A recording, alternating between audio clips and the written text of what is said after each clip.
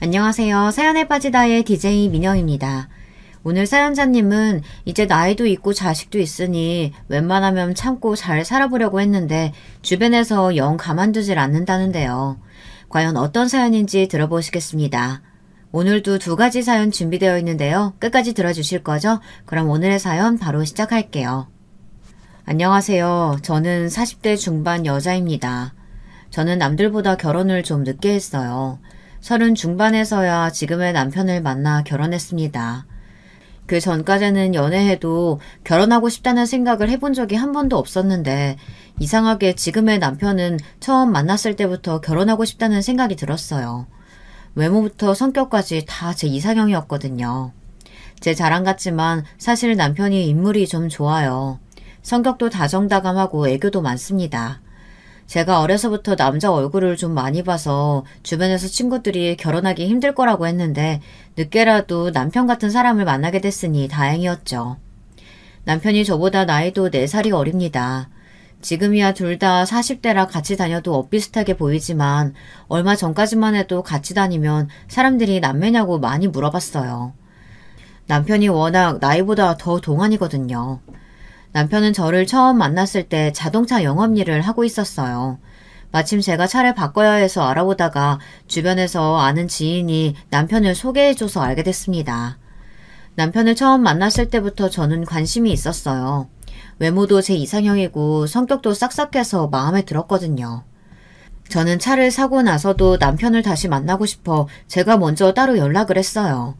그리고 계속해서 인연을 만들어보고 싶어 제 주변에 아는 사람들을 차를 살 때마다 남편을 소개했어요. 제가 장사를 하다 보니 주변에 아는 사람이 많아요. 제 덕분에 남편이 그 분기에 영업왕을 했다고 밥을 사주겠다고 하더군요. 제가 지금까지 살면서 단 한 번도 1등을 해본 적이 없는데 김 사장님 덕분에 영업왕 됐어요. 감사해요. 앞으로도 잘 부탁드릴게요. 남편과 사석에서 따로 만나다 보니 저는 남편이 더 좋아졌습니다. 저와 남편은 어느새 가까워져서 연애를 시작했어요. 제 나이가 있다 보니 자연스레 결혼 이야기가 나왔습니다. 저와 남편 사이야 워낙 좋았지만 시부모님께서는 처음부터 저를 달가워하진 않았어요. 당연하죠. 이제 갓 30이 넘은 아들이 결혼한다는 것이 좀 빠르다 싶은데 결혼하겠다는 여자가 4살이나 연상이니까요. 처음 인사 갔을 때도 시부모님은 흔쾌히 결혼을 허락해 주시진 않았어요. 우리 아들이 이제 30인데 뭐가 급하다고 벌써 결혼을 해. 그리고 얘가 겉으로 보기엔 귀티가 흘러도 막내라 철이 없어서 애가 영 사치스러워. 모아놓은 돈도 하나도 없다니까. 시어머니는 이러다가 아들이 지금 당장 나이 많은 여자랑 결혼하게 생겼으니 어떻게 막아보려고 제 앞에서 아들 흉까지 보셨어요. 그래, 이제 간신히 돈 벌기 시작한 애가 뭔 돈이 있어서 장가를 가겠어. 그리고 우리도 아들만 셋이라 위에 2놈 장가 보내느라 남은 재산도 없어. 이 집도 우리 집 아니고 전세야. 거기다가 시아버지는 워낙 재산 없는 집이라며 제가 시집 오면 고생만 할 거라고까지 이야기를 하셨습니다. 그러고 보니 우리 막내보다 4살이나 많으면 우리 며느리들보다 나이가 훨씬 더 많네. 그 나이에 어린 형님들 모시기 힘들어. 이게 다 아가씨 생각해서 하는 말이니까 나이도 있는데 신중하게 생각해야지. 시부모님은 어떻게든 저를 설득하려고 하셨어요. 당신의 아들과의 결혼을 다시 생각하라고요. 시부모님의 반응을 예상하지 않은 건 아니에요. 안 그래도 인사 가기 전부터 남편이 저에게 신신당부했거든요. 형들이 다 나이가 어린 형수들이랑 결혼해서 제가 막내 며느리인데 나이가 제일 많을 거라 아마 시부모님이 탐탁치 않아 할 수도 있다고요. 제가 진우 씨보다 나이가 많아서 부모님께서 걱정하시는 거 잘 압니다. 그런데 걱정하지 마세요. 제가 나이가 많은 대신 다른 장점이 좀 많아요. 제가 일찍부터 장사를 했는데 자리를 일찍 잡아서 현재 여의도에서 식당도 운영 중이고요. 서울에 아파트도 있어요. 30평대 자가고요. 제 말에 순간 시부모님의 표정이 달라졌습니다. 특히나 서울에 자가 아파트가 있다는 말에 두 분 다 눈이 휘둥그레지셨어요. 우리 누나 완전 능력쟁이야. 그 사람 많은 서울 중심가에서 고깃집을 한다니까? 손님도 많아서 장사도 엄청 잘 돼. 완전 맛집이야. 결혼할 사람한테 누나가 뭐야? 호칭 제대로 해야지. 세아가, 가게는 어디에 있어? 아파트는 어디 있고? 가만 보니 남편이 시아버지를 그대로 닮았더라고요. 인물도 그렇고 상황 파악도 빠른 게 둘이 똑같았어요. 시아버지는 제가 장사도 하고 아파트도 있다는 말에 바로 저를 새아기라고 부르셨습니다. 시어머니는 그런 아버지가 마음에 안 드시는지 옆구리를 쿡 찌르셨어요. 장사 좀 하고 아파트 좀 있다고 뭐 다 결혼시키나? 내 아들도 아직 나이가 어려서 그렇지. 아가씨 나이 정도 되면 우리 아들도 아파트도 있고 가게도 있을 수 있지. 엄마, 내가 무슨 돈이 있다고 가게를 차리고 아파트를 사. 말도 안 되는 소리. 시어머니는 남편의 입을 손으로 틀어막았어요. 시아버지의 반응에도 시어머니는 제가 썩 마음에 안 드시는 것 같았지만 저는 그때부터 본격적으로 시부모님의 마음을 얻기 위해 부단히도 노력했습니다. 어쩌겠어요. 어리고 잘생긴 남편을 얻으려면 제가 노력해야죠. 저는 시어머니께 전화도 자주 드리고 선물도 자주 보냈어요. 그리고 생신날이면 저희 가게에 모셔서 식사도 대접했습니다. 그렇게 반년을 노력했더니 그래도 시어머니께서 결혼 허락을 해주셨어요. 결혼 허락에 결정적이었던 건 갑자기 남편이 회사를 그만뒀다는 겁니다.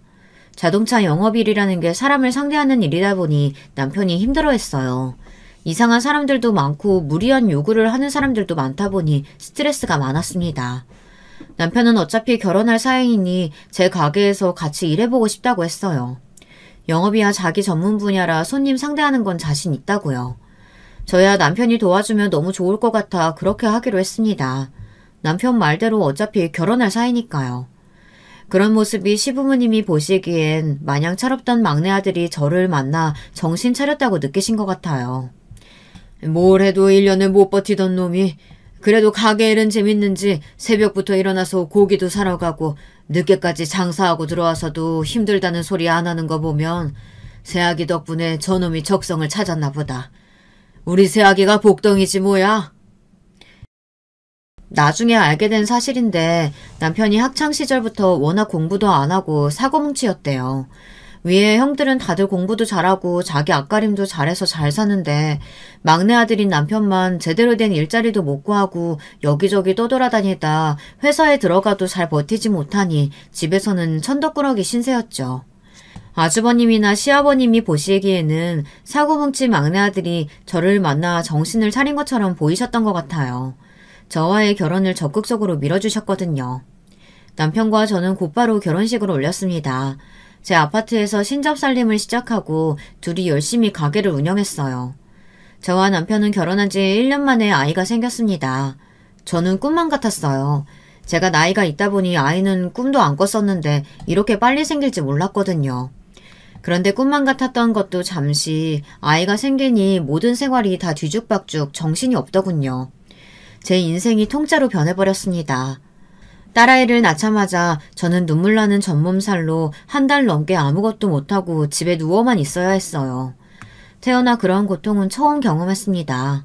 얼마나 참기 힘든지 누가 제 가슴을 좀 떼어가줬으면 좋겠더군요. 아이도 키워야 하고 가게도 나가봐야 하는데 모든 게 다 엉망이었어요. 누가 좀 도와줬으면 좋겠는데 아무도 저를 도와줄 사람이 없었습니다.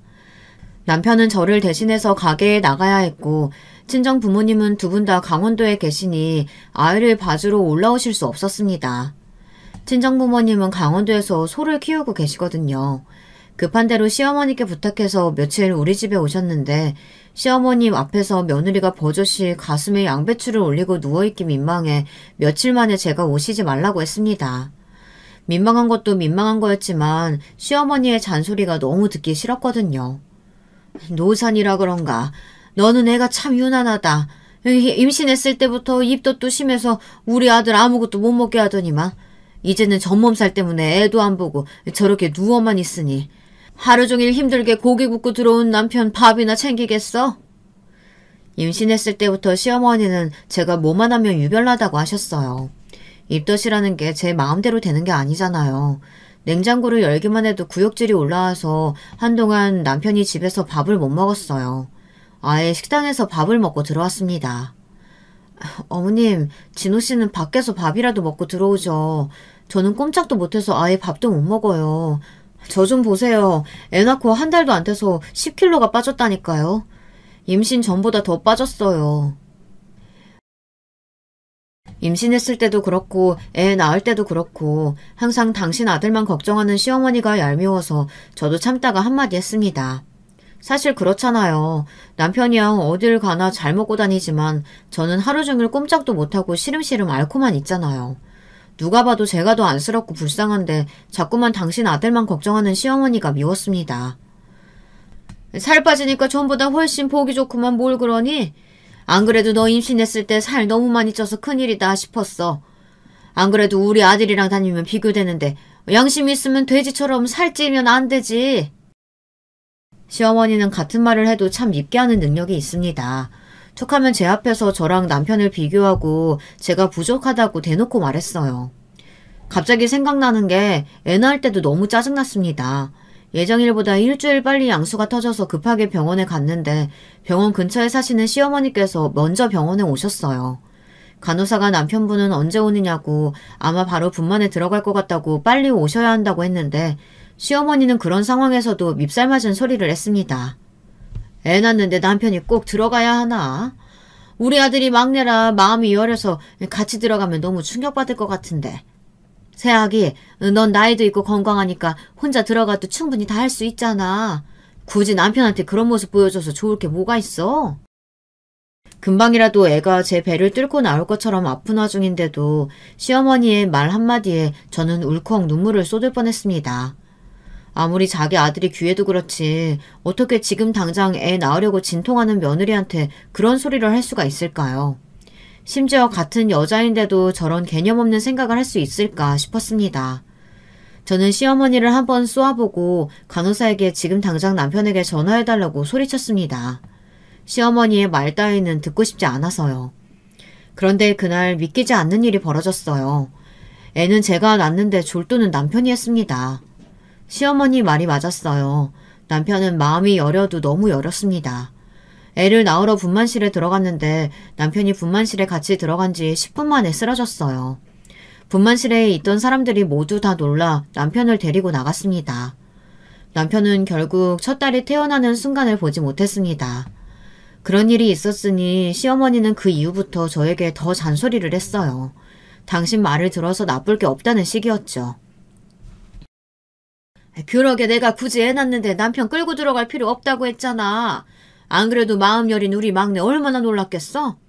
행여나 둘째 가질 때는 그때는 절대 데리고 들어갈 생각 마라.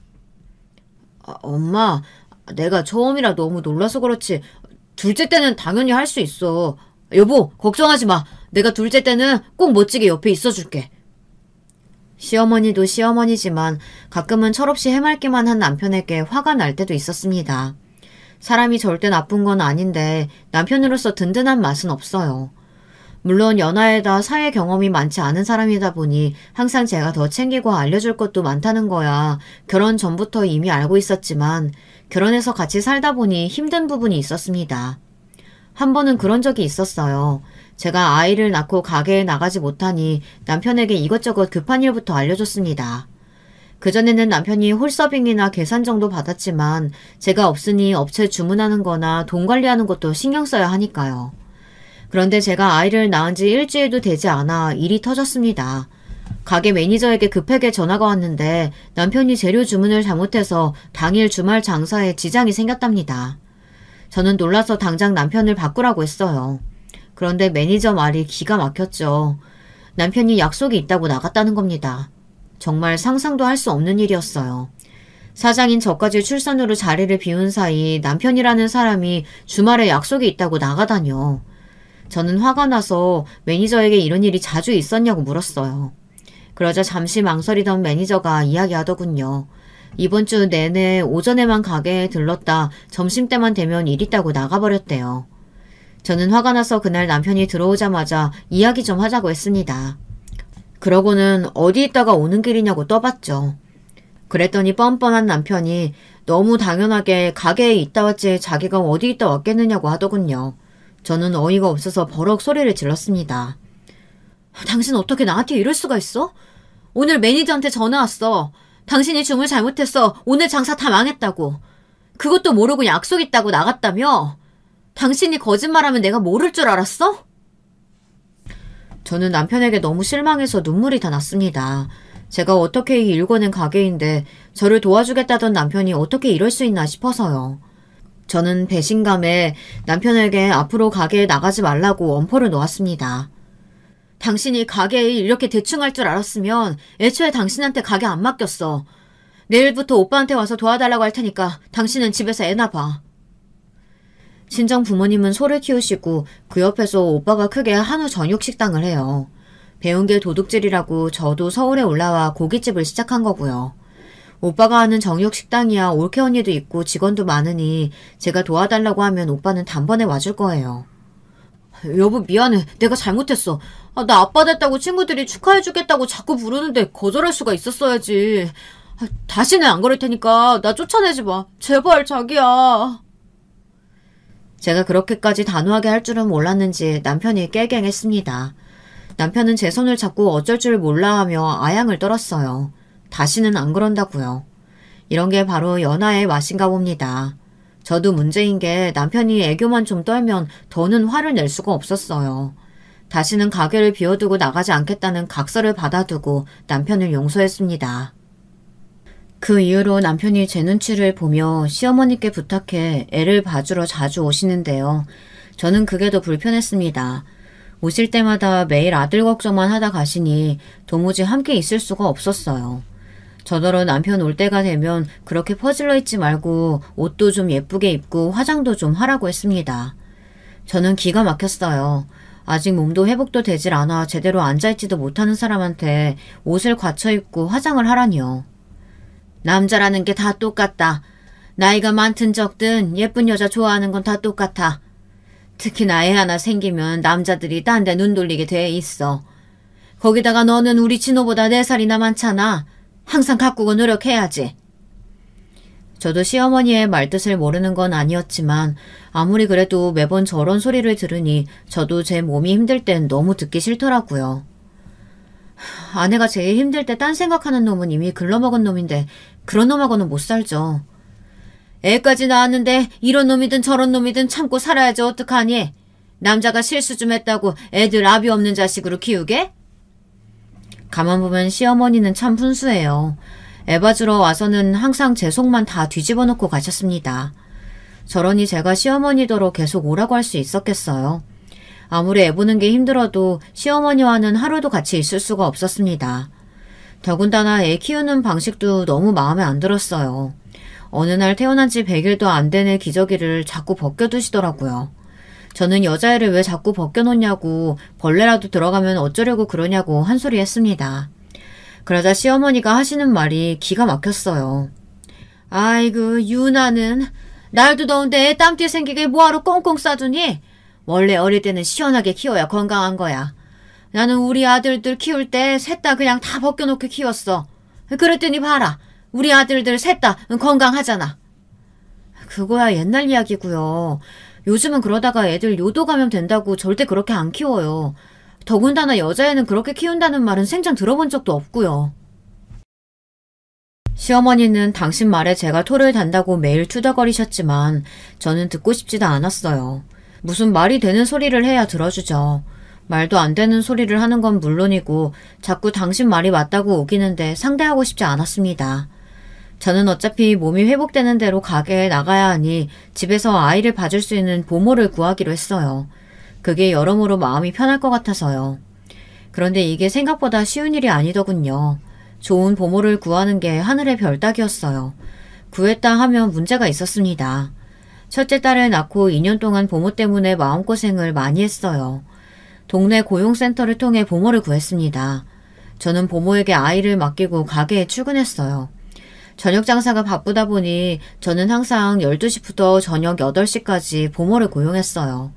시간이 늦다 보니 시급도 일반 보모보다 1.5배를 더 줬습니다. 안 그러면 사람 구하기가 힘드니까요. 당시에 아기가 너무 어려서 이제 막 기어다니려고 할 때라 보모가 좋은 사람인지 애를 잘 보는지 판단하기 어려웠어요. 그냥 보모를 믿고 맡기는 수밖에 없었죠. 보모에게 아이를 맡기고 얼마 뒤 아이가 무릎을 자꾸 꿇히며 기려고 하는 것 같길래 미리 보모에게 이야기했습니다. 첫애라 뭐든지 옆에서 다 제일 먼저 보고 싶은데 일이 바쁘니까 그게 쉽지가 않네요. 우리 딸 혹시 기려고 하면 동영상 좀 찍어서 보내주세요. 조만간 길 것 같은데 영 시간이 걸리네요. 그럼요. 걱정 말고 다녀와요. 내가 엉덩이만 들어도 바로 영상 찍어서 보내줄 테니까. 올해 장사를 하다 보니 제가 사람을 잘 믿지는 않아요. 지금까지 장사하면서 별의별 애들을 다 봤거든요. 부모도 보기에는 성격도 좋으시고 아이도 좋아하는 것 같아 믿고 맡기기는 했지만 아직 신뢰를 하지는 않았어요. 그러다 보니 일하러 나가서도 항상 집안에 아이가 신경 쓰였죠. 말도 못하는 애를 남의 손에 맡긴다는 게 생각보다 쉬운 일이 아니었어요. 그러던 어느 날이었습니다. 퇴근하고 집에 왔는데 아이를 안았더니 무릎에 작은 멍이 나 있더군요. 저랑 있을 때도 아이가 자꾸 기어다니려고 무릎을 세우길래 모모에게 제가 꼭 무릎 보호대를 씌워달라고 부탁했는데 깜빡한 것 같았어요. 저는 다음날 부모에게 좋은 소리로 무릎에 자꾸 상처가 생기니 신경 써달라고 한마디 했습니다. 그런데 며칠 뒤에도 같은 자리에 자꾸만 멍이 커지는 것 같더군요. 저는 아무래도 이 아줌마가 말만 잘하고 일은 대충대충 하는 사람인 것 같았어요. 퇴근하고 돌아오면 항상 기저귀도 안 갈았고 샤워시키고 머리도 잘 안 말려주시는 것 같더라고요. 사소한 것들이지만 제가 신경 써달라고 하는 부분이 잘 고쳐지지 않으니 마음에 안 들었습니다. 저는 아무래도 새로운 보모를 구해야겠다 싶어 따로 알아보고 있었어요. 그런데 며칠 뒤 믿기지 않는 일이 벌어졌습니다. 제가 하루 쉬는 날 아이를 유모차에 태워 산책하고 있었는데 경비 아저씨께서 말을 걸더라고요. 아이고 이쁜이가 오늘도 산책 나왔구나. 근데 오빠는 어딨어? 매일 오빠랑 같이 나오더니 오늘은 혼자네. 저는 경비 아저씨의 뜬금없는 오빠라는 소리에 아니라고 저희는 외동이라고 말했습니다. 오빠 없다고요. 그러자 경비 아저씨가 의아해하면서 다시 한번 아이 얼굴이랑 유모차를 확인하시더군요. 아닌데 원래 할머니가 애들 봐주잖아요. 매일 어린이집 끝나는 시간이면 2살, 한 3살 된 남자애 데리고 내려와서 놀이터에서 놀 때 있고 또 저녁에는 둘 다 데리고 나올 때도 있던데. 경비 아저씨의 이야기가 워낙 상세해서 아이를 잘못 보고 이야기하는 것 같지는 않았습니다. 저희 딸이 매일 쓰고 나오는 토끼 모양 머리띠도 기억하시더라고요. 저는 아무래도 경비 아저씨의 이야기가 마음에 걸려 관리실에 가서 CCTV를 보여달라고 했습니다. 제 눈으로 확인을 해야 마음이 놓일 것 같아서요. 그런데 경비 아저씨의 이야기는 사실이었습니다. 동네 어린이집 하원버스가 도착했는데 저희 보모 아줌마가 웬 남자애를 데리고 놀이터로 가더라고요. 저는 처음 보는 아이였어요. 바로 CCTV에 찍힌 시간을 확인했더니 분명히 우리 집에서 우리 딸을 보고 있어야 하는 시간이었어요. 저는 어이가 없어서 다른 영상도 돌려봤습니다. 그런데 몇 시간 뒤 제 딸아이를 유모차에 태우고 보모가 나오는데 옆에 아까 봤던 그 남자아이가 버젓이 있더군요. 심지어 그 남자아이를 쫓아다니느라 제 딸은 계속 유모차에 방치되어 있었어요. 기가 막혔습니다. 저는 곧장 보모 아줌마에게 전화해 지금 당장 아파트 관리실로 오라고 소리를 질렀습니다. 그리고 이게 도대체 무슨 상황인지 제게 설명하라고 했습니다. 영상을 본 보모는 놀라서 어쩔 줄 몰라 하더군요. 알고 보니 제가 고용한 보모 아줌마는 두탕을 띄고 있었어요. 원래 우리 애를 보기 전에 제가 사는 아파트에 같은 동 사는 남자애를 갓난 아기 때부터 봐줬었는데 그 아이가 어린이집에 다니기 시작하니 보모의 시급이 반으로 준 거예요. 애 하원시키고 3시간만 봐주면 되니까요. 그래서 처음엔 그 일은 그만두고 다시 다른 아이를 보려고 했는데 마침 제가 그 아이와 같은 아파트, 같은 동에 살고 있었던 거죠. 우연도 그런 우연이 없으니 보모 아줌마는 욕심이 났던 겁니다. 저희 딸은 어려서 누워만 있으니 잘하면 둘 다 보고 돈도 더 벌 수 있겠다 싶었던 거죠. 정말 세상엔 이상한 사람들이 너무 많습니다. 아무리 돈이 좋아도 그렇지 어린애를 보러 온 사람이 저를 속이고 몇 시간씩이나 제 딸을 혼자 집에 방치했던 거예요.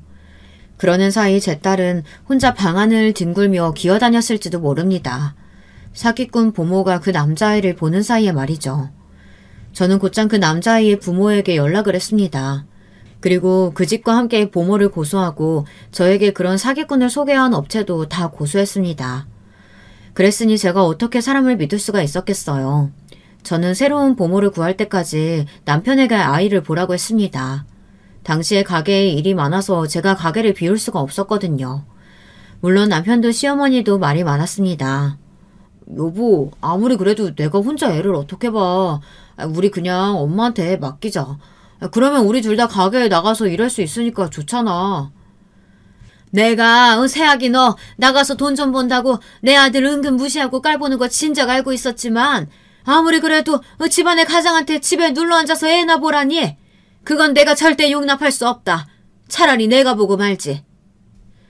시어머니는 귀한 막내 아들이 애를 보게 할 수는 없다며 차라리 매일 본인이 우리 집에 와서 애를 보시겠다고 했습니다. 저는 그것만큼은 막고 싶었어요. 가끔 얼굴 마주치는 것도 싫은 시어머니를 매일 보고 제가 살 수가 없으니까요. 어머님도 아들 셋 키워보셨잖아요. 애 키우는 게 얼마나 힘들고 대단한 일인데 제가 설마 진호 씨를 무시해서 집에서 애 보라고 했겠어요? 엄청 중요한 일이니까 진호 씨한테 맡기려고 하는 거죠. 제가 혼자 집에서 애 볼 때는 일절 그런 소리 한 적도 없으면서 항상 본인 아들 걱정만 하던 시어머니가 꼴도 보기 싫었습니다.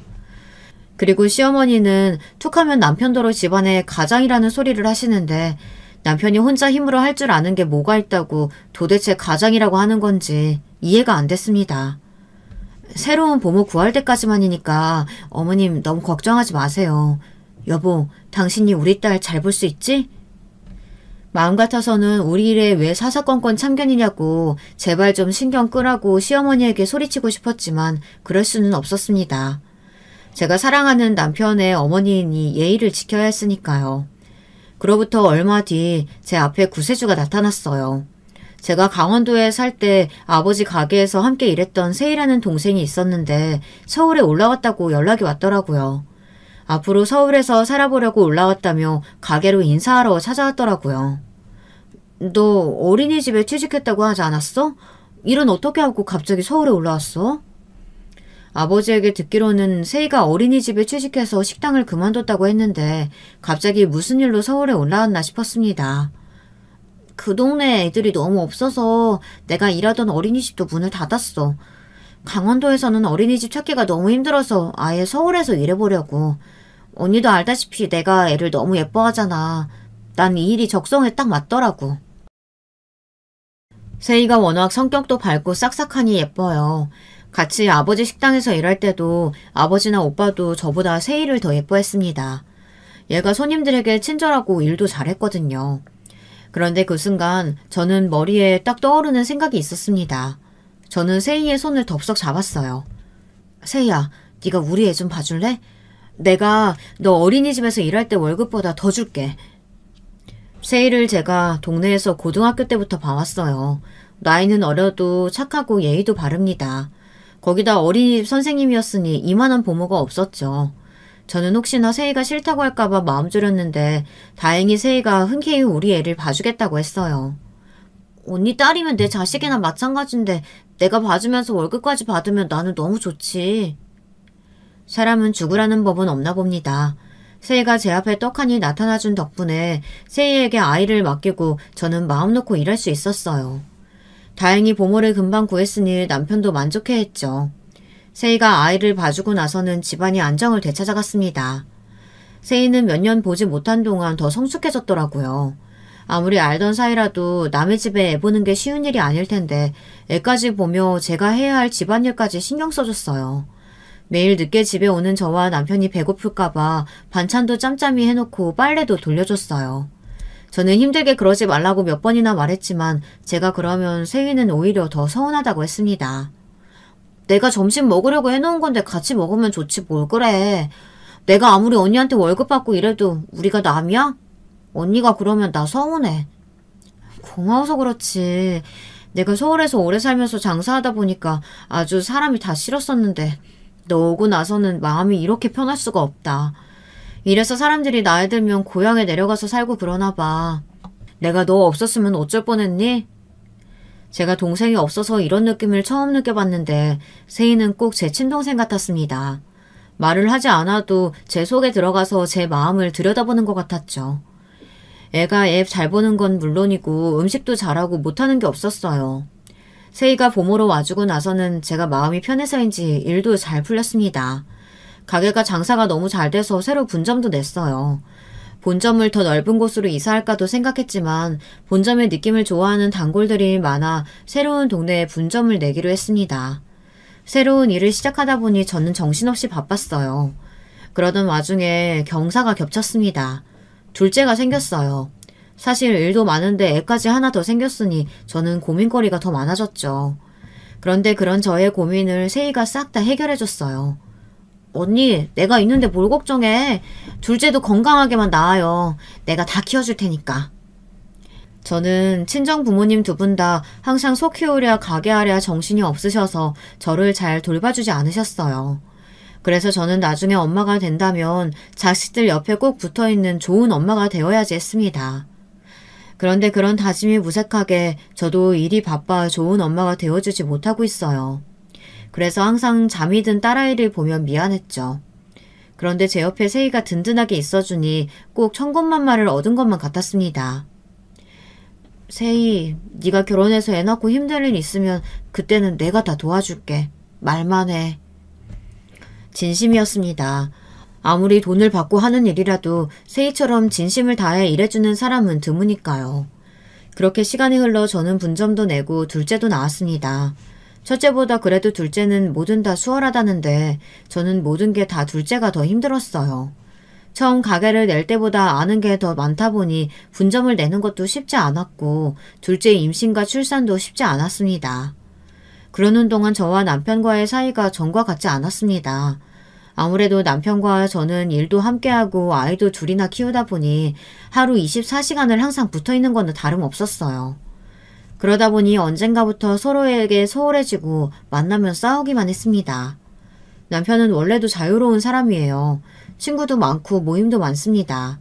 이제 돈도 좀 벌었으니 여기저기 다니면서 돈도 쓰고 사람도 만나고 다녀야 하는데 제가 그런 걸 못하게 하니 부딪힐 일이 많았어요. 지금이 몇 시야? 어떻게 나가기만 하면 집에 들어올 생각을 안 해? 당신은 하루 종일 밖에서 일하면서 애들이 보고 싶지도 않아? 아직 기저귀 찾고 꼬물꼬물 거리는 애들이 뭘 기억한다고 자꾸 일찍 들어오라고 잔소리야. 애들 크면 내가 다 알아서 잘할 거니까 걱정하지 마. 남편은 아이가 둘이 생기고도 정신을 못 차렸어요. 항상 밖으로만 돌았습니다. 저도 친구도 좋고 모임도 좋지만 가족이 더 중요하다고 생각했어요. 아이들도 점점 크는데 아이들과 함께 더 많은 시간을 보내는 게 중요하니까요. 애들이 너무 어릴 때부터 세희와 함께 키우다 보니 아이들도 언젠가부턴 아빠와 엄마와 보내는 시간보다 세희와 보내는 시간을 당연하게 생각했어요. 세희도 이제 나이가 찼으니 연애도 하고 결혼도 해서 아이를 낳아야 하는데 우리 집에서 오래 일하다 보니 그런 기회들을 놓치는 게 아닌가 걱정됐습니다. 그러던 중 마음에 걸리는 일이 좀 있었어요. 큰아이가 유치원에서 소풍을 다녀왔어요. 세희에게 들어서 소풍에 다녀온 줄은 알고 있었습니다. 그런데 며칠 뒤 딸아이와 이야기를 하다가 들었는데 세희와 함께 소풍을 다녀왔다는 겁니다. 다른 친구들은 다 엄마랑 같이 왔어. 나는 세희 이모랑 같이 가고. 알고 보니 유치원에 입학하고 처음 가는 소풍이라 부모 중 한 명이 함께 참석해야 했더라고요. 저는 처음 듣는 소리라 놀라서 다시 한번 아이에게 확인했습니다. 세희가 지금까지 한 번도 일을 이런 식으로 한 적은 없었거든요. 유치원 행사가 있거나 부모가 참여하는 일이 있으면 항상 먼저 말했었는데 왜 나한테 말도 없이 멋대로 본인이 갔는지 이해할 수 없었죠. 더군다나 더 말이 안 되는 게 어린 둘째까지 데리고 큰딸 소풍에 혼자 따라갔다는 게 말이 안 됐습니다. 그러기엔 세희도 혼자 힘들었을 테니까요. 그런데 딸아이의 닿은 말이 저를 더 경악하게 만들었습니다. 에이, 이모가 힘들게 어떻게 동생까지 혼자 데리고 와. 진수는 아빠가 데리고 왔지? 순간 저는 제 두 귀를 의심했습니다. 그러니까 딸의 말은 세희와 남편이 둘이 큰딸 소풍에 따라갔다는 겁니다. 제게 말 한마디 하지 않고요. 저는 생각할수록 두 사람 모두 괘씸해서 가만히 있을 수가 없었습니다. 저는 곧바로 아이들을 재우고 남편에게 갔습니다. 몸을 돌리고 자는 남편을 깨워 소풍에 대해 따져 물었어요. 정말 세희랑 둘이 딸 소풍에 갔다 왔느냐고요. 그러자 남편은 오히려 천연덕스러운 얼굴을 하고 그게 뭐가 문제냐는 듯 굴었습니다. 아, 소풍? 세희 씨가 혼자 간다고 했는데 아무래도 진수까지 데려가기 힘들 것 같아서 내가 시간 되길래 따라갔어. 뭐가 그게 문제라고 사는 사람을 깨워. 아무리 그래도 우리의 소풍인데 나한테 말을 했어야지. 어떻게 지금까지 말 한마디를 안 할 수가 있어? 당신 그날 분점 냉장고 새로 들어온다고 바쁘다고 했잖아. 그래서 말해봐야 또 화만 낼 것 같아서 말 안 한 거야. 기가 차다 못해 말문이 턱 막혔습니다. 남편은 정말이지 살면 살수록 상식이라는 게 없는 사람인 것 같아요. 옛날에는 그런 철없고 구김살 없는 모습이 귀여워 보였는데 시간이 지날수록 답답하고 화가 났습니다. 왜 저렇게 사람이 나이가 들어도 변하는 게 없을까 싶어서요. 남편은 어차피 애 봐주는 보모인데 소풍에 같이 좀 간 게 뭐가 대수냐고 했습니다. 만약 미리 저에게 말했으면 가지 말라고 말할 것 같아서 그냥 말을 안 했대요. 그러면서 하는 말이 저랑도 주말이면 자기한테 말 안 하고 세희랑 같이 쇼핑도 가고 키즈 카페에도 가지 않느냐고 말도 안 되는 핑계를 갖다 붙였습니다. 그거랑 이거랑 같아? 유치원 선생님들이나 다른 엄마들이 뭐라고 생각하겠어. 세상에 어떤 애 아빠가 보모랑 소풍회를 같이 와. 당신은 그게 문제야. 남의 시선을 너무 신경 써. 언제는 세희씨 보모 아니고 친이모라더니 이럴 때는 또 보모야? 어이구 위선 쩐다 쩔어. 남편은 둘째가 생기고 나서부터 자꾸만 제 앞에서 빈정거렸어요. 그전에는 제 눈치를 보는 신용이라도 하더니 요즘 들어서는 제가 분점 때문에 바빠 본인이 본점을 맡아서 일 좀 했다고 아주 기고만장해졌습니다. 아무리 당신보다 내가 나이는 어려도 나도 이제 40 넘었어. 애들도 점점 크는데 자꾸 나 무시하지 마. 소풍에 가든 말든 내가 알아서 하니까. 아무래도 뭔가 이상했습니다. 남편이야 원래 철없는 사람이 그렇다 치지만 세희까지 왜 그렇게 한 건지 이해가 되질 않았죠. 저는 다음날 집에 온 세희에게 소풍에 대해 어떻게 된 일인지 물었습니다. 왜 저에게 부모 동반이라고 말하지 않았는지요. 제 말에 세희는 놀란 토끼눈이 됐어요. 그러더니 미안했습니다. 언니, 사실은 내가 부모 동반이라고 언니한테 말한다는 걸 깜빡한 거 있지. 그래서 그냥 내가 금방 갔다 오면 되겠지 해서 가려고 했는데 마침 형부가 그날따라 오전에 잠깐 집에 왔더라고. 내가 김밥 싸고 있으니까 웬 김밥이냐고 물어서 소풍 간다고 말했는데 형부가 마침 시간 된다고 같이 가자고 해서 같이 가게 된 거야. 언니한테 내가 미리 말했어야 했는데 미안해 언니. 세희는 상황이 뭔가 꼬여서 그랬다며 차근차근 설명했습니다. 저는 세희를 잘 알아요. 얘가 일부러 저를 곤란하게 하려고 그런 일을 할 애는 아니라는 걸 알고 있습니다. 무슨 말인지 알았어. 안 봐도 뻔하지. 그이가 정신없이 같이 가자고 했겠지. 워낙 대책 없는 사람이야. 그래도 다음부터는 꼭 중간에라도 나한테 미리 말해줘. 애한테 듣는데 좀 당황스럽더라.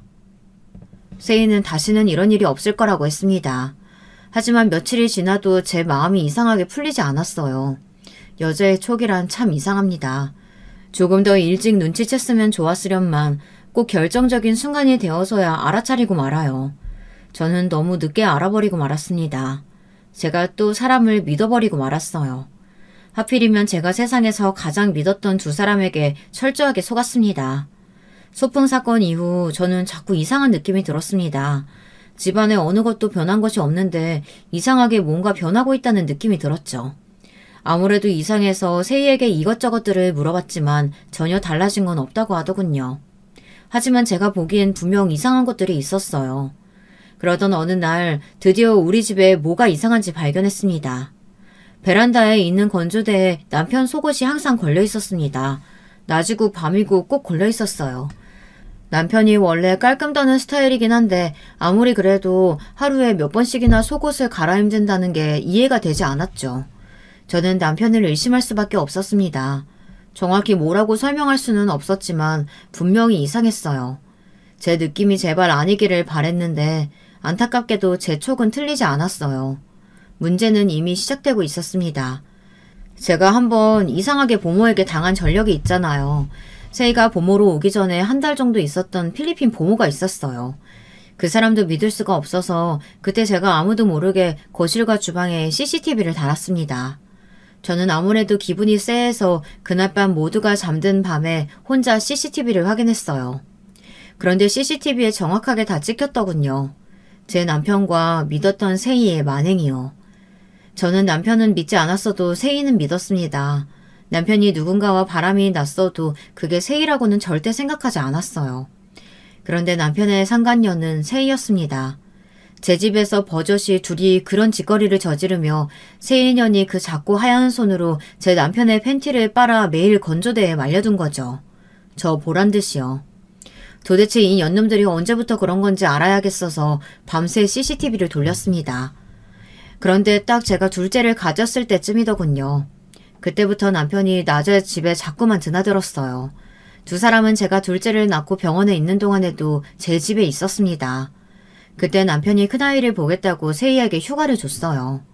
웬일로 이 인간이 애를 보겠다고 하나 싶었는데 세희와 함께 있기 위해 그런 거더군요. 둘째를 낳은 저를 혼자 병원에 두고 이 연놈들이 작은 방에 제 큰딸을 재워두고 거실에서 몹쓸 짓을 하는 모습이 CCTV에 다 찍혀 있었어요. 저는 손부터 발까지 모든 장기가 다 떨려서 도저히 숨을 쉴 수가 없었습니다. 저는 남편을 사랑했습니다. 하지만 배신당했어요. 저는 이 연놈들에게 어떻게 복수할지만 생각했습니다. 그리고 1분 1초도 저 더러운 인간들을 내 집에서 내 아이들과 있게 할 수는 없었어요. 저는 다음날 바로 남편과 세희에게 좀 쉬고 싶다고 말하고 애들을 데리고 일주일 동안 친정에 다녀왔습니다. 제 덕분에 두 연놈들은 아주 신이 났겠죠. 애들도 없이 둘이 신나게 놀 기회였으니까요. 저는 그로부터 딱 일주일 남편과 세희년에게 사람을 붙였어요. 그리고 불륜 증거를 싹 다 모았습니다. 그리고 제가 모르고 있던 세희년의 몇 년간의 행적을 쫓았어요. 서울에 올라오기 전에 그동안 강원도에서 어떻게 살았는지를요. 그리고 곧바로 변호사를 고용해 그 연놈들에게 고소장과 이혼소장을 보냈습니다.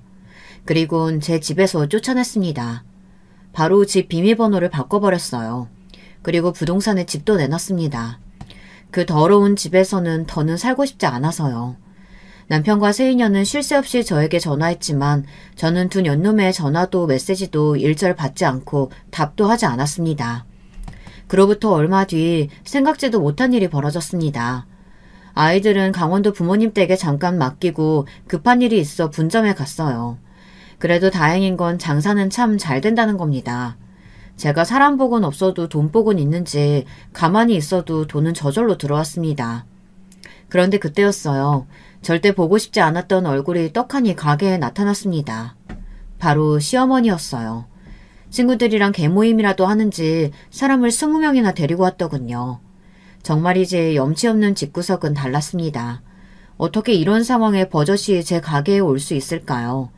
그런데 더 황당했던 건 그 이후부터였습니다. 시어머니는 남편에게 아무 소리도 아직 듣지 못했나 봐요. 제가 남편에게 이혼 소장을 보내고 집에서 쫓아낸 것도 전혀 모르고 있는 것 같았습니다. 저를 보자마자 왜 이렇게 요즘 연락이 안 되냐며 말도 안 되는 소리를 하더군요. 너는 며느리라는 애가 어쩜 그렇게 시어머니한테 안부 연락 한 번을 안 하니? 분점도 이렇게 삐깜번쩍하게 차려놓고 한 번 초대를 안 하길래 내가 직접 왔다. 친구들아, 이게 다 강원도에서 온 진짜 한우야. 마음껏 먹어. 우리 며느리가 다 공짜로 줄 거니까. 안 그래도 시어머니가 자꾸만 전화를 해대길래 저는 바람난 자기 아들 한 번만 용서해달라고 사정하려고 전화하는 줄 알았어요. 그래서 일절 전화도 안 받고 메시지도 다 무시했습니다. 그런데 이제 보니 시어머니는 저와 남편 사이에 있었던 일은 아무것도 모르고 자기 친구들한테 한우를 공짜로 먹일 생각만 하고 있더군요. 역시나 그 어미의 그 아들이에요. 주변 사람들한테 무슨 일이 생기건 말건 본인들밖에 모르는 이기적인 집구석이었죠. 저는 상종하고 싶지도 않았습니다. 이 아줌마 웃기는 아줌마네. 아줌마, 저 아세요? 누군데 남의 가게에 들어와서 고기를 공짜로 달라고 해요. 이상한 사람이네. 안 되겠네. 지금 당장 경찰에 신고해야지. 뭐야? 이게 미쳤나? 너 못 본 사이에 치매라도 걸렸니? 어떻게 잘난 네 남편 낳아준 시어머니를 못 알아봐? 안 되겠다. 너 당장 내 아들한테 전화해서 다 말할 거니까 그런 줄 알아. 시어머니는 기가 막히다는 듯 온몸을 부르르 떨며 남편에게 전화를 걸었습니다. 저는 오히려 잘됐다 싶어서 전화하든 말든 신경을 안 썼어요.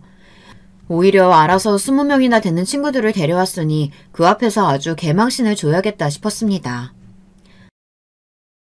아, 그 보모년이랑 바람난 아줌마 아들 말하는 거구나. 잘 됐네요.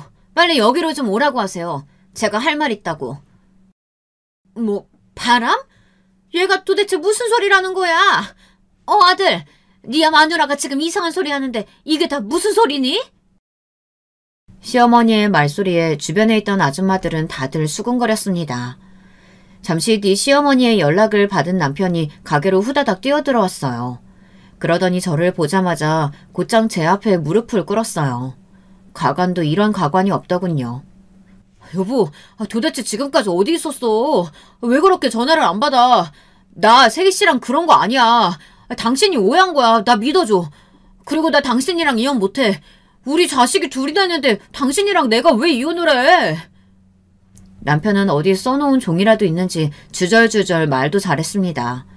제가 영상 증거까지 다 가지고 있는데 아주 바람 피운 적 없다고 딱 잡아떼더군요.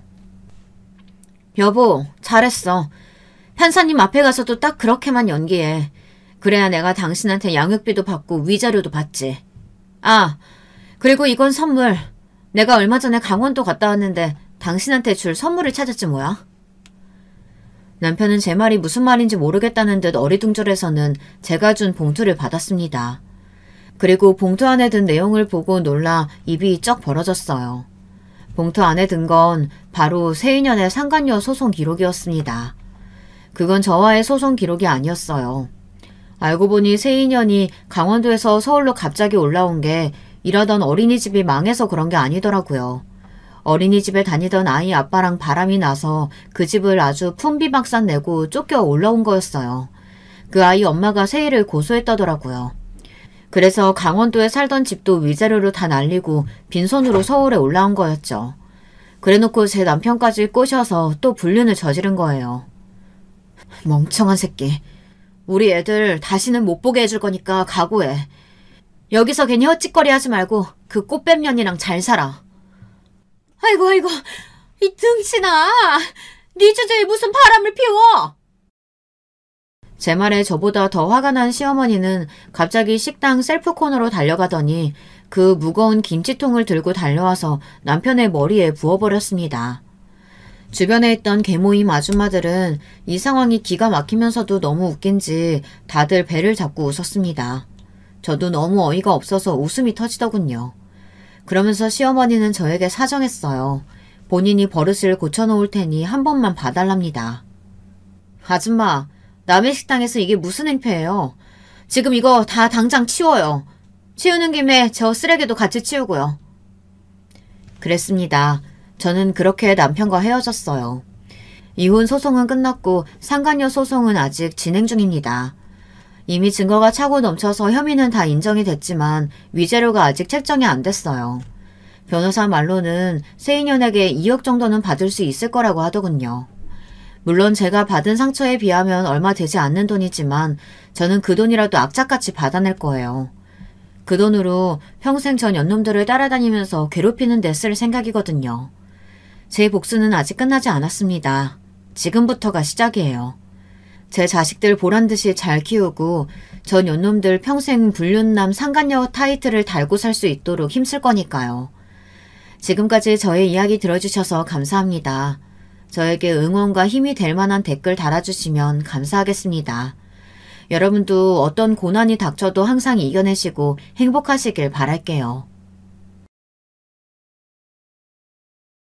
여러분, 두 번째 사연 시작하기 전에 좋아요, 구독 꼭 눌러주실 거죠? 그럼 두 번째 사연 바로 시작합니다. 한길 물속은 알아도 열길 사람 속을 모른다는 말처럼 빤히 지척에서 상대의 눈을 들여다본다 해도 그 눈이 어떤 진심을 담고 있는지는 우리가 알 수 없는 것 같지 않나요? 오늘 사연 제 진심을 담아 소개해드려 보겠습니다. 안녕하세요. 저는 늘 머릿속에 생각이 복잡하리 많지 가득 들어있는 여잔데요. 사연 한 편씩 들으면서 제가 그 사연의 주인공이 된 것 마냥 몰입하는 경향이 좀 있어요. 그렇게 하고 나면 은근히 스트레스가 해소되는 기분이 들더라고요. 제가 조금 특이하죠. 오늘은 진짜로 제가 한번 사연의 주인공이 되어보고자 해요. 저는 친정 본가가 경기도의 끝부분에 있어요. 중학교 때까지 쭉 서울에서 살다가 경기도로 이사를 간 거였어요.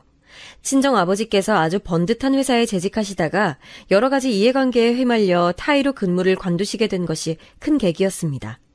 친정엄마의 건강이 좀 안 좋았던 시기였는데 그런 안 좋은 일까지 겹치는 바람에 친정 부모님께서는 머리를 식힐 겸 염증 어린 서울 도심을 벗어나서 재충전을 하시고자 경기도행을 선택하셨던 거예요. 저는 위로 오빠랑 언니가 있는데 둘 다 대학생이었거든요. 오빠는 군입대를 목전에 두고 있었고요. 두 사람이 성인이고 자기 앞가림 알아서 잘하니까 별 걱정 없이 서울을 떠나실 수 있었던 것 같아요. 저는 선택권이 없었어요. 절대 서울을 떠나고 싶진 않았지만 사흘 밤낮을 울고 보채도 부모님의 결심을 제가 흔들 수는 없었네요. 오히려 철이 안 들었다, 불효자식이다, 너는 매사에 하등 도움이 안 되는구나 라는 말을 듣고 마음의 상처를 받았으면서 그게 희한하게도 나이가 들어갈수록 안 잊혀지는 기현상이 일어났네요. 을의 사춘기가 그렇듯 저도 위태로운 시간들을 보냈어요. 환경이 갑자기 바뀌었기 때문에 너무 낯설었고요. 그런 걸 보면 저는 유독 감수성이 예민하고 감성적인 학생이었어요. 대수롭지 않게 넘기거나 의연하게 대처한다거나 그런 걸 잘 못했던 것 같아요. 제가 학교 다닐 때까지만 해도 중학교 아니고 고등학교인데도 양아치들이 있었어요. 자기들끼리 일진팸인가 그런 걸 만들어서 몇몇 학교의 일진들끼리 모여서 의기투합했었고요. 말 그대로 껌 좀 씹는 애들이었습니다. 제가 융통성이 좀 없는 편이었고 말씀드렸다시피 대처 능력이 좋지 못했는데요. 하필이면 일진무리에 속해 있던 애한테 밉보이는 바람에 학교 생활이 곤란해졌었어요. 어느 날은 그 애가 쉬는 시간에 저를 불러내더니 노래를 부르면서 박자에 맞춰 제 머리를 때렸어요. 복도 구석에서 저는 그렇게 당하고만 있었는데 갑자기 의외의 구세주가 등장했어요. 슬리퍼를 질질 끌면서 나타난 사람은 3학년 명찰을 달고선 오만상을 쓴 채로 다가오더니 난데없이 제 앞에서 걔의 머리통을 후려 갈겼습니다. 아, 누가 내 머리를 때려? 어떤 도른년이... 선배님, 죄송합니다. 제가 몰라뵙고 소리를 질렀습니다. 정말 죄송합니다. 너 뭔데 내가 지나다니는 복도에서 소란 일으키냐? 거슬리네. 야, 넌 오늘부로 나한테 찍혔다. 너 내가 공부에 관심 없는 거 알지? 너한테 관심 많이 가져줄게. 심드렁한 목소리가 내뱉는 내용이 살벌했고 제 앞에서 맹수였던 걔는 갑자기 벌벌 떠는 토끼가 되어 고개를 아래로 쳐박고 있었어요. 저는 그 3학년이 누군지 알 수 있었죠. 제가 다녔던 그 여고에서 당시에 가장 유명 인사였기에 저같이 조용히 학교 생활을 하고자 하는 애도 그 3학년을 알고 있던 거예요. 한마디로 표현해서 그녀는 일진 중의 일진이었습니다. 이 언니를 이렇게 가까이에서 본 건 처음이네. 자기한테 거슬린다는 사소한 이유로 후배를 이렇게 겁주다니. 내 입장에선 고맙네. 내가 운이 좋다. 저는 얼떨결에 그 유명인사의 등장 덕분에 걔의 마수에서 영영 벗어날 수 있게 됐어요. 하마터면 학교 생활을 완전히 망칠 뻔했지만 구사일생 했던 것이죠. 괴롭힘 당할 걱정 없이 대학 입학을 준비한 저는 평범하기 짝이 없는 저라는 인물을 반영하듯 아주 무난한 결과를 내서 서울의 중위권 정도에 속하는 4년제 대학에 들어갔죠.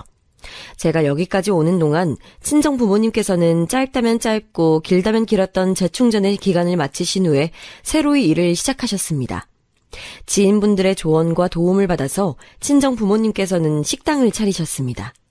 그때가 오빠는 아직 군 복역 중이었으며 언니는 이제 막 취업해서 직장에서는 신입사원이었거든요. 둘 다 도저히 부모님의 준비를 거들며 도와줄 상황이 아니었는데 부모님과 같이 사는 제가 고3으로 마침 올라가는 때였던 것이죠. 저는 설마 이제 고3 수험생이 된 저한테 식당 개업 작업을 도와달라고 부모님께서 그러시진 않을 거라고 생각했었네요. 제가 학교에서 당하고 겪었던 여러 가지 일들 부모님께서는 전혀 모르셨어요.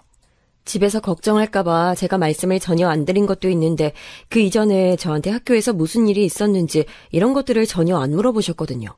서울에서 어디 땅끝 마을이나 전라도를 간 것도 아니고 경기도로 이사를 간 거면 적응에 문제가 없어야 맞다고 부모님께서는 생각을 하고 계셨고 오빠나 언니가 워낙 씩씩한 성격이니까 저 또한 그래야 한다고 보셨어요. 그러는 두 분도 정작 서울에서 여러 힘든 일이 겹치는 바람에 도망치듯 경기도로 이사를 하신 거면서 왜 저한테만 그런 잣대를 들이미셨는지 모르겠어요. 친정엄마께선 저를 앉혀놓고 서운하시다는 듯 말씀하셨죠. 당연히 제가 먼저 두 분을 도와드리겠다고 말을 꺼내는 게 맞았는데 그러질 않는 게 씁쓸하다 하셨고 제 도움을 요청하셨어요. 고3이라 정신없는 건 알겠는데 주말엔 어차피 학교 안 가니까 네가 우리한테 일손 보태주면서 그렇게 지내주면 되지 않겠니? 아이, 주말에도 하루 종일 우리한테 묶여있으라는 거 아니잖아. 저녁부터 공부하면 되지. 아, 엄마 무슨 소리를 하시는 거예요? 왜 하필이면 저 고3 됐을 때 식당을 차리시겠다고 하는 건데요? 정말 배려도 없고 제 입장은 전혀 생각 안 하시잖아요. 인생에서 한 번뿐인 고3 수험생활인데 다른 집들은 부모님들이 자식 공부에 방해될까봐 집에서도 조용히 지낸다고 그러던데 왜 우리 집은 고3한테 공부하지 말라면서 이렇게 고사를 지내는 거예요? 얘가 또 철없는 소리만 늘어놓네. 넌 도대체가 언제나 철이 들 생각이야. 수험생활이 왜 인생에 한 번뿐이야. 그럼 재수 삼수하는 사람들은 수능 공부하는 게 아니란 거야? 지금 나보고 대입 미끄러져서 재수 삼수하라고 그러는 거예요? 왜 말을 그렇게 받아들여? 네가 대학 가도 그거 온전히 네 힘으로만 가니? 너 벌어둔 돈이라도 있어? 그거 다 부모 돈으로 대학 가는 거면서 자식이 돼가지고 부모 일에 이렇게나 관심을 안 두고 일손 안 거두려고 하는 거, 그게 바로 불효야. 다른 게 불효가 아니야. 너 잘 생각해. 나중에 돼서 그때 부모님께 잘할 걸 이렇게 후회하지 말고.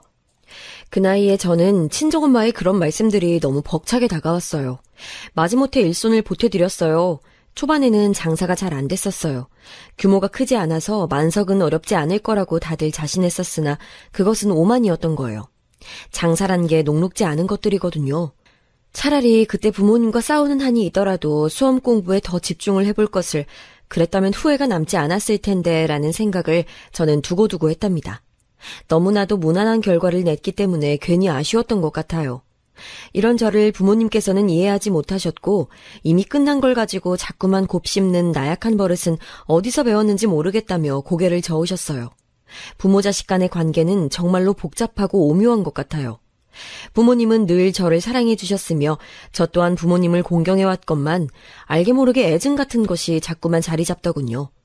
저에게 가장 많은 상처를 줬던 존재가 부모님이라는 것이 정말 희한하다고 생각해요. 특히 저는 딸이라서 그런지 엄마와의 관계가 애증 그 자체였네요. 이런 게 좀 힘들었고 혼자 독립해서 잘 해내고 싶다는 생각이 강해져서 대학 진학한 후로는 조용히 혼자 이 악물고 지냈어요. 친정 부모님의 식당은 해를 거듭할수록 그래도 안정의 궤도에 오르기 시작했고요. 저는 대학 졸업 과정에도 취업 준비 과정에도 친정 식구들의 도움이나 조언 없이 그 어떤 손길도 빌리지 않고 혼자 해냈었네요. 부모님과의 대화가 불편한 건 절대 아닌데 그렇다고 마음이 편하지도 않은 것, 그게 뭔지 혹시 여러분은 아시나요? 저는 그런 걸 20대 초중반 나이에 정말 많이 느꼈던 것 같아요. 제가 안고 있는 서러운 감정들이 부모님의 입장에서는 뭘 그런 걸 담아두고 그러니 정도로 치부된다는 걸 정확히 알고 난 이후부터는 더 그렇게 됐어요. 한 가족임에도 저희는 이렇게 달랐어요. 그러니 생판 남과 만나서 가족이 된다는 건 아주 많이 어려운 일이 될 거라고 저는 여겼었는데요. 큰 의미가 되지 못했던 두 번의 연애 이후 저에게 찾아온 인연이 있었어요. 인상은 호탕하고 쾌활하게 생겼는데 너무 신기하고 놀라웠던 게 말하는 거나 행동하는 걸 보면 되게 소심하고 매사에 조심스러웠다는 점이에요. 저보다 고작 1살 많았지만 신중하고 절대 경거망동하지 않는 면모만 보자면 저에 비해 아주 많이 노숙하다는 느낌이 있었던 그 남자였죠. 저는 저에게 오롯이 관심과 애정을 쏟아주지 않는 부모님께 사실은 불만이 많았다는 것을 이 남자를 통해 알게 됐고요. 왜냐면 제 결핍이 채워지는 듯한 기분이 들었기 때문입니다. 만남을 이어가던 저는 어느 날에 청혼을 받았고 어렵지 않은 고민 끝에 승낙을 했어요. 이런저런 일들이 중간에 또 있긴 했지만 결국은 결혼까지 꼴이 나게 된 인연이었죠. 저는 남편에게 무척 마음에 드는 부분이 있었고 결혼을 확정지을 만한 어떤 계기가 있었어요. 우선 마음에 들었던 부분은요, 남편이 제가 하는 말에 반응을 잘해준다는 점이 최고였어요. 와, 정말? 그 일을 두고 그렇게 생각하고 있었어? 난 그런 줄 상상도 못하고 있었네. 나한테 이렇게 말해줘서 고마워. 덕분에 네 생각을 알 수 있었어. 나는 네가 하는 이야기는 다 진솔한 것 같아서 듣고 있으면 너무 좋더라. 저한테 이렇게 반응해주는 이야기 상대를 만난 게 처음이었거든요. 남편은 항상 제 말을 끝에 끝까지 들어줬어요. 그래서 조건이고 뭐고 다 치우고 그냥 이 남자랑 나는 결혼해도 되겠다 이런 생각이 들었던 거예요. 남편의 조건이 결혼 상대로 냉정하게 보자면 훌륭한 건 아니었죠. 일단 직장에서 받는 연봉 수준은 나쁘지 않았는데 안정적인 일자리가 아니라는 점이 크게 걸리는 거였고요. 시아버지께서 편찮으셨기에 그만큼 물질적인 것이며 신경 써야 하는 게 존재했고, 시어머니께서는 소위 아들 유세를 부리시는 분이었고요. 신우이는 자기 가족들과 사이가 나쁜 편인데다가 그 본인의 성격도 나쁘다고 남편한테 귀띔을 받았던지라 덜컥 겁부터 났고, 시동생은 자기 앞가림 하나 못하는 집안의 골칫덩이였어요. 시댁 집안에 재산이 빵빵한 것도 전혀 아니었고요. 이런 판국이니 결혼하면서 여유를 꿈꾸는 건 힘든 조건이었죠. 그럼에도 저는 남편이 저랑 잘 맞아서 이걸 아주 높게 평가했죠. 저는 그런 부분에 늘 목이 말랐던 사람이니까요. 제 안의 결핍과 남편의 성격이 마침 맞물렸던 것이죠. 그런데 제가 시댁 식구들 중에서 한 사람 때문에 결혼 전부터 무척이나 놀랐던 경험이 있습니다. 그건 바로 신우이였는데요. 제가 결혼을 확정짓는 계기가 됐어요. 연애하는 동안 신우이를 제가 볼 일이 없었어요. 남편하고 진지한 관계로 더욱 진전이 있고 나서는 신우이의 얼굴을 사진을 통해서 한번 봤었는데 별 생각 안 들었고요. 그랬다가 결혼 약속하고 나서야 신우이를 어쩌다가 실제로 만나게 됐는데, 어라? 묘하게 낯이 익은 거예요. 참 이상한 일이었어요. 시댁이 있는 동네에서 제가 살아본 것도 아니고 여러모로 과거에 접점이 없었어야 맞는 거거든요. 근데 신우이의 이름을 제가 작게 소리내어서 발음해본 순간에 벼락 같은 깨달음이 왔어요. 설마 나 고등학교 때 지역 일대에서 알아주던 일진 짱이었던 그 언니? 이건 말도 안 되는 일이라고 생각했어요. 그 무서웠던 인물을 훗날 제가 이런 식으로 다시 만나게 될 줄은 상상도 못했던 거죠. 신우이는 남편의 누나이자 첫째예요. 옛날부터 시부모님이랑 무진장 싸우고 자랐다고 합니다.